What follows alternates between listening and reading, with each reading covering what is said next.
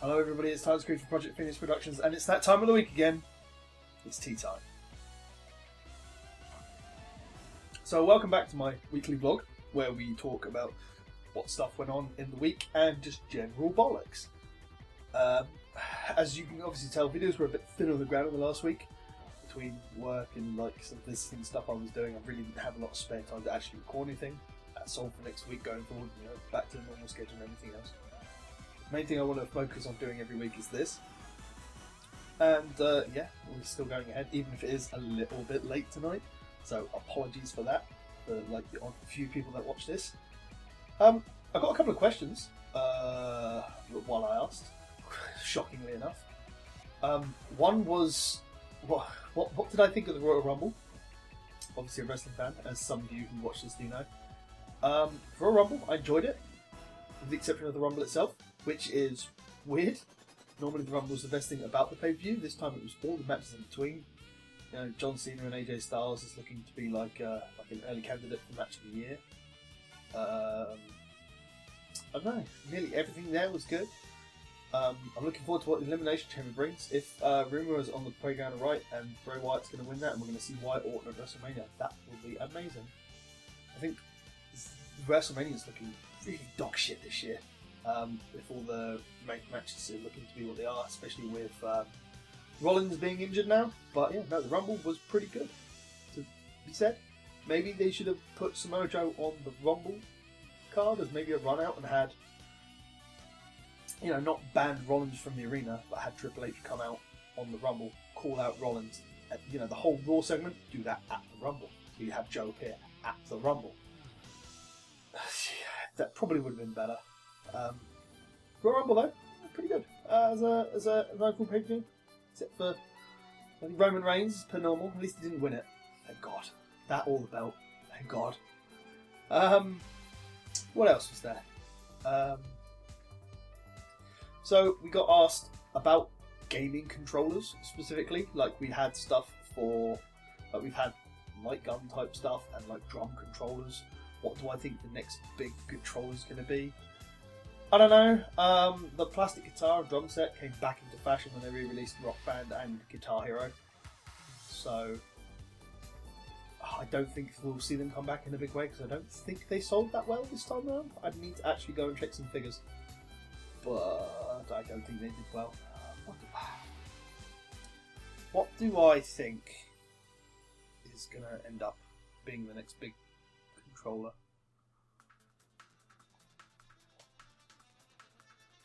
I don't know. It'll probably be something to do with VR, most likely, and some way to use the wireless controllers. I think more than anything else. That would be my best guess. To be fair, like we've seen the whole. Let me put this down. We've seen the whole kind of attachment that you can get that goes around your waist.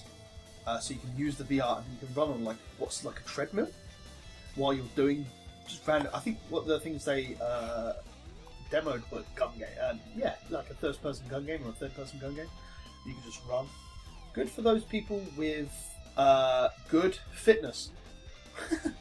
To be said, to be completely honest with you, but yeah, I think that's going to be the next big thing. It'll be something to do with VR in terms of video game controls. It's going to be it, I think, because I think we're I don't know. I don't think PSVR is going to hit big strides until Microsoft gets their VR with the Scorpio. And I think PC VR is going to be the way to be, just because the machines are better. So it's quite easy to make plastic covers for bits and pieces. Maybe someone will release a VR game that isn't a digital-only one with an extra controller. I don't know, but I think VR is the thing that everybody wants to try and make for at the moment, so we'll see how that goes. What else? So yeah, Fire Emblem on the mobile released this week. It's pretty fucking good, to be fair. It's pretty good. It is another Gatcha game that I'm playing, along with Final Fantasy. I did play Dragon Ball Dokkan Battle for a while, but because I was so far behind, I've given that a complete miss. As much as I love Dragon Ball, I'm just going to have to give that complete miss because I'm just so far behind. I just don't feel I can keep up with it because I just haven't got the characters get the better characters. It's really daft. So, what are my thoughts on it? To start with, they're very, very good. Like, opening couple of weeks into the month, very, very good. When they start doing events and the power creep rolls in, where you're forced to essentially use your free-to-play tokens or real money just to stay in the game to try and keep up with what the game can throw at you or what other players have, which is what Fire Emblem is going to be down the line as more players playing, more people want to start putting money in, and like the free-to-play currency gets more. That's my phone going off. That should be on silent for fuck's sake. Yeah, as more people get into the game itself and are playing more, then yeah, the currency will just be more flowing, and then people will spend it. This way, you've got to spend at least 20 orbs to get all 5 summons. It's okay. I've got 3 5-stars out of it so far at the moment, out of all of the pulling I've done, so it's good. But I've come across teams in the PvP which have 4 5-stars. I've seen people online saying they've got 4 5-stars and more than that because they're just going mentally batshit insane with their pulls, whether it's with real money because they have to with that many pulls. It's just ludicrous, and it's thankfully Record Keeper doesn't have a PvP system, so essentially the gacha system with that is okay as long as you can keep up with the content that's in the game, which is like week-to-week events and bits and pieces and everything else. But when it comes to anything that's going to have PvP, then you're going to have a problem because a free-to-play player will never have stuff as much as people a fee-to-pay player.